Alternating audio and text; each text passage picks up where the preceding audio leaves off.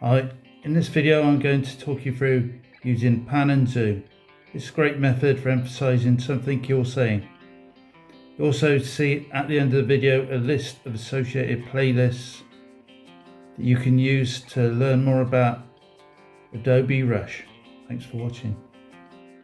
So if you go to create a new project, tap on create new project, photos and videos, and if we select a photo,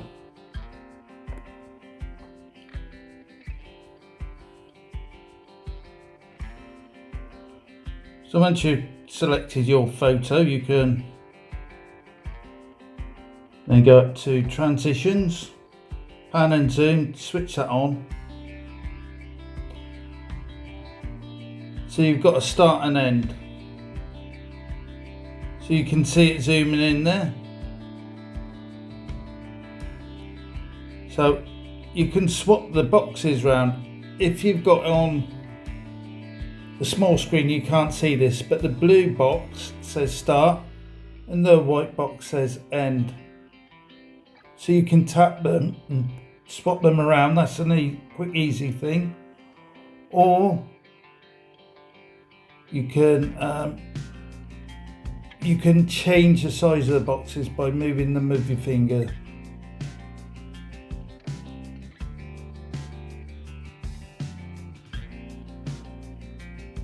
Now this only effect works with photos. So if we go up to top there and tap on the blue cross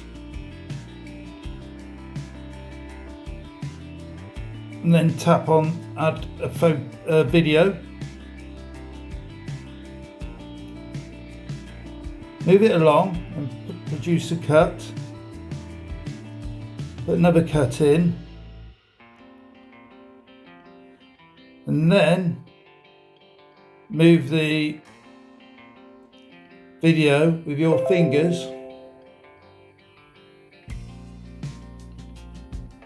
and then you've created your own pan and zoom.